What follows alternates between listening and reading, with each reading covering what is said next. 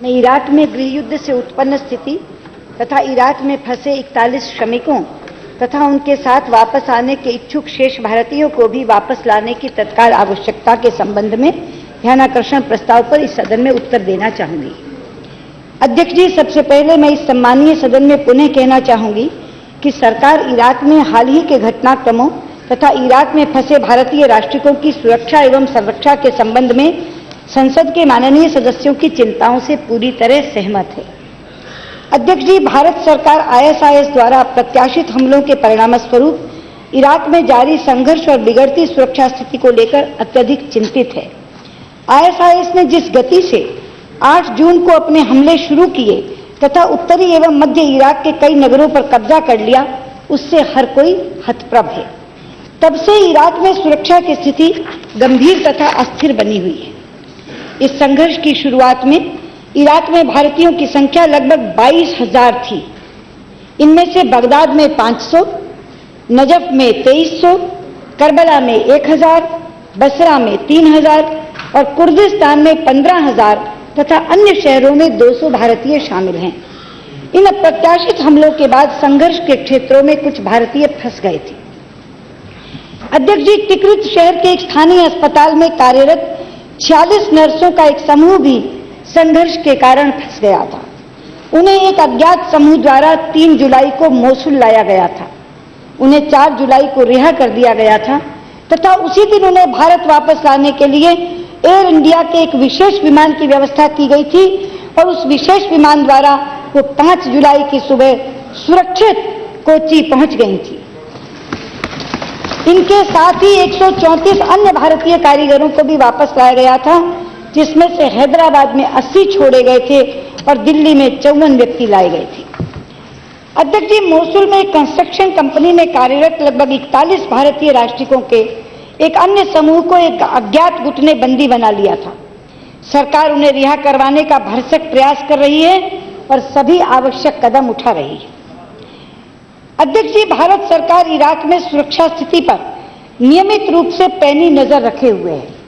Iraq में इस संकट की शुरुआत से ही हमने 15 जून को, 24 जून को और 28 जून को अपने राष्ट्रिकों को नियमित रूप से ट्रैवल एडवाइजरीज जारी की हैं। भारतीय राष्ट्रिकों को अगली अधिसूचना जारी होने तक इराक की किसी प्रकार भी यात्रा न करने की सलाह दी गई है।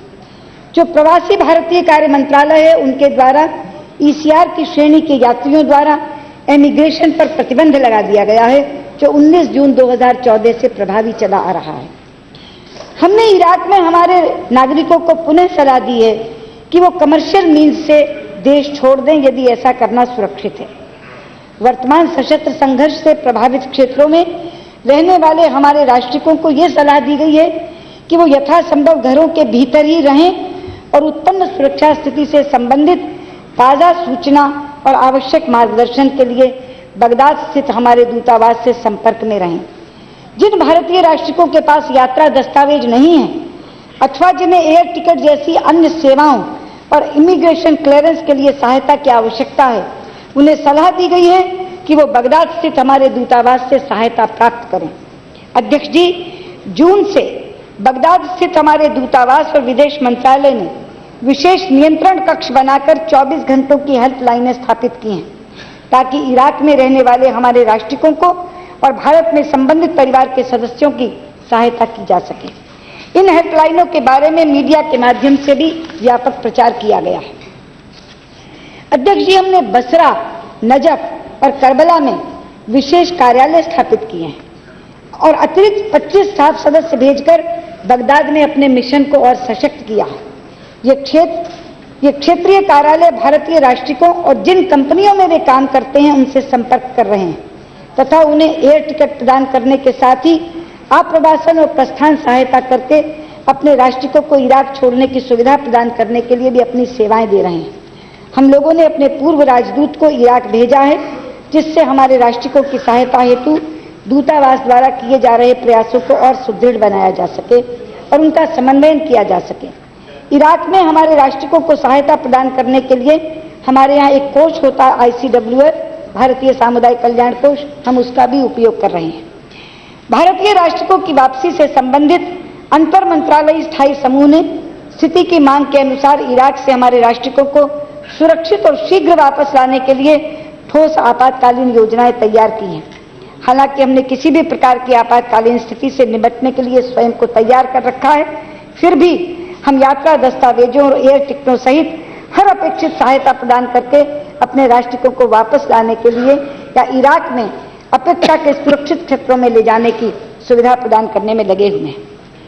अध्यक्ष जी, 22 जुलाई की स्थिति के अनुसार 4000 भारतीय नागरिकों को भारत की वापस यात्रा के लिए सहायता प्रदान की गई है, जिसमें शिविर कार्यालय की स्थापना के बाद से 3000 से अधिक नागरिकों को हमने एयर टिकट्स भी दी हैं।